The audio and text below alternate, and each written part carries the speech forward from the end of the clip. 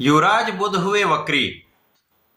प्रिय दर्शकों, नवग्रहों में युवराज बुध 9 नवंबर को वर्तमान वृश्चिक राशि में जहां पर ये गोचर कर रहे हैं, वक्री अवस्था में आ जाएंगे। वक्री अवस्था एक ऐसी अवस्था है जब ग्रह एक राशि पीछे की ओर गमन करना आरंभ कर देता है। जब ग्रह एक राशि पीछे की ओर जाएगा तो वो अपनी गति को धीमा कर लेता है और गति के धीमे होने के कारण उस ग्रह के प्रभाव में, उस ग्रह की ऊर्जा में, उसके सामर्थ्य में, उसकी क्षमता में वृद्धि हो जाती है। वो ग्रह एक अत्यंत प्रभावशाली परिणाम प्रदान करता है। यदि वो एक अच्छे भाव में जा रहा है, मित्रवत भाव में जा रहा है, तो निश्चित रूप से ये अत्यंत लाभकारी परिवर्तन होता है। अब बुध जो 9 ग्रहों में एकमात्र ऐसे ग्रह हैं जो अपना संपूर्ण प्रभाव अति शीघ्र तो देते ही हैं, इसके साथ ही साथ इस जगत के संपूर्ण कार्य क्षेत्रों में इनका पूर्ण प्रभाव है। या इसको इस प्रकार से भी कह सकते हैं कि बुध के बिना कोई कार्य क्षेत्र संभव नहीं, क्योंकि जहां पर वाणी है वहां पर बुध है, जहां पर बुद्धि है वहां पर बुध है, जहां पर गणनाएं हैं, गणित है, वहां पर बुध है। कोई भी व्यापार, चाहे वो छोटा हो चाहे बड़ा व्यापार हो, इंडस्ट्री हो, शोरूम हो, वो बुध के बिना संभव नहीं है, क्योंकि बुध का कर्तृत्व तो व्यापार का है। इसी प्रकार से जहां पर गणनाएं हैं, नौकरी हो चाहे आपका कला क्षेत्र का भाव हो, समस्त क्षेत्रों में बुध का संपूर्ण प्रभाव होता है। तो बुध का वक्री काल जब ये वृश्चिक राशि से अपने मित्र शुक्राचार्य की राशि की ओर गमन करेंगे तो अत्यंत विशेष प्रभाव प्रदान करने वाला होगा, जो समस्त राशि के जातकों को प्रभावित भी करेगा, कुछ विशिष्ट लाभ भी देने वाला है। जय श्री गणेश। नमस्कार, मैं आचार्य संजय द्विवेदी। मेरे समस्त प्रबुद्ध दर्शकों का मेरे चैनल पे हार्दिक स्वागत है। प्रिय दर्शकों, आज मैं तुला राशि के लिए, जहां पर बुध वक्री होकर वापसी करेंगे, किस प्रकार का परिणाम प्राप्त होने वाला है, समय बुध किन किन भावों को प्रबल करेंगे, कितना लाभ देंगे, अथवा कहीं पर कोई समस्या या अवरोध है तो उसका क्या निराकरण, संपूर्ण विश्लेषण मैं पूर्ण तर्क के साथ करने जा रहा हूं।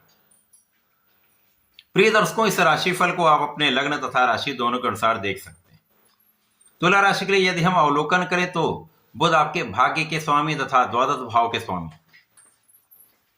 बुध का गोचर वर्तमान समय में धन भाव में चल रहा है और कुंडली का द्वितीय भाव जो धन का भी भाव है, वाणी का भी भाव है, पारिवारिक भाव भी है।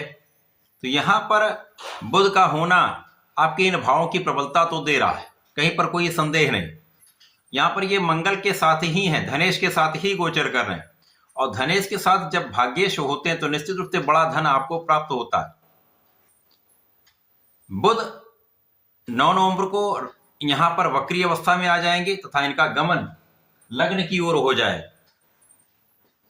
जब ये लग्न की ओर गोचर करेंगे तो धन भाव तो प्रबल होगा ही होगा, आपकी लग्न को भी प्रबलता मिलेगी, जहां पर लग्न के स्वामी शुक्राचार्य का गोचर चल रहा है। अब जब ये 9 नवंबर से लेकर 16 नवंबर तक जो समय प्राप्त हो रहा है, इस बीच में सूर्यदेव राशि परिवर्तन करके वृश्चिक राशि में आ जाएंगे। इस प्रकार से वक्री बुध को सूर्य का संयोजन प्राप्त हो जाएगा, जहां पर बुधादित्य योग धन भाव में बन जाएगा। अब सूर्य जो तुला राशि के लिए लाभेश हैं, अब यहां पर धनेश, लाभेश और भाग्येश का महासंबंध बन जाए। निश्चित रूप से आपके भाग्य की प्रबलता कई सौ गुना बढ़ जाएगी, धन का मार्ग प्रशस्त हो जाएगा, महाधन का लाभ 100% इस समय में आपको प्राप्त होगा। इस समय लाभ की मात्रा बढ़ जाएगी, लाभ के कई मार्ग बन जाएंगे। आप सोच नहीं सकते ऐसे ऐसे मार्गों से आपके पास धन आने वाला है। लाभ की वृद्धि तय है, नौकरी में पदोन्नति हो सकती है, अच्छा इंक्रीमेंट लग सकता है, व्यापार में विस्तार होगा, प्रोफेशन में नए नए अवसर आपको प्राप्त होंगे।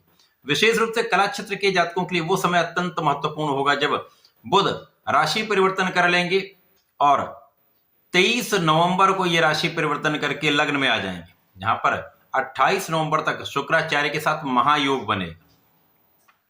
अब शुक्राचार्य के साथ लग्न में महायोग बन जाएगा, जहां पर लग्नेश तथा भाग्येश का महासंबंध बन जाए, जिसके कारण धन योग आपके लग्न में प्राप्त होगा, जो निश्चित रूप से कला क्षेत्र के जातकों को महाधन लाभ कराने वाला है, महाभाग्य का साथ देने वाला है तथा आपके बुद्धि बल को तीक्ष्ण करने वाला है, वाणी के प्रभाव को कई सौ गुना बढ़ाने वाला है तथा आपके बुद्धि बल से, आपकी चतुरता से, आपके वाणी के प्रभाव से, आपके व्यापारिक ज्ञान से, आपकी गणनाओं के प्रभाव से महाधन लाभ, महा सफलता की प्राप्ति निश्चित है। अब क्योंकि इस समय में आपका भाग्य जब प्रबल हो जाता है तो आपके मार्ग के अवरोध समाप्त होने लगते हैं। जो कार्य अपने बहुत प्रयासों के बाद भी सफल नहीं किया या सफल नहीं हो पाया, उन कार्यों में आपको सफलता मिलने लगती है। व्यापार में आपके प्रयत्नों के बाद भी जो कॉन्ट्रैक्ट नहीं मिल पा रहे थे या विस्तार नहीं हो पा रहा था, वो आपके सारे कार्य सिद्ध होने लगते हैं। इसी प्रकार से आपके कला क्षेत्र में, आपके गायन के क्षेत्र में, आपके एक्टिंग के क्षेत्र में, आपके डायरेक्शन के क्षेत्र में, इसी प्रकार से आपके कार्य क्षेत्र को प्रारंभ करने के परिप्रेक्ष्य में बहुत अच्छा समय आपको प्राप्त हो रहा है। इस समय में बुधादित्य योग आपके धन भाव में, पराक्रम आपका श्रेष्ठ, इसके साथ ही साथ यहां पर निर्णय लेने की क्षमता कई गुना बढ़ जाए, नेतृत्व की क्षमता पहले से कई गुना बढ़ जाए। आप कितने केंद्रित रहने वाले हैं यहां पर, यह अत्यंत महत्वपूर्ण है। धन जब आएगा तो उसका इन्वेस्टमेंट सही दिशा में आपको करना चाहिए। आप सही दिशा में इन्वेस्टमेंट करके एक अच्छा लाभ भी प्राप्त करने जा रहे हैं। इस समयावधि में आपके पारिवारिक संपत्ति से, पिता के सहयोग से एक अच्छा धन लाभ आपको प्राप्त होता दिख रहा है। पिता का आशीर्वाद भी आपको प्राप्त होगा। इस पूरे समय में सरकारी संस्थाओं से, सरकारी तंत्र से, राजतंत्र से, राजनीति से एक अच्छा अवसर, एक अच्छा लाभ आपको प्राप्त होगा। इसी प्रकार से इस समय में जब लग्न में बुध पहुंच जाएंगे, अचानक धन लाभ भी संभव है। अथवा यह हो सकता है कि अचानक ही कुछ कार्य आपके बनने प्रारंभ हो जाएं।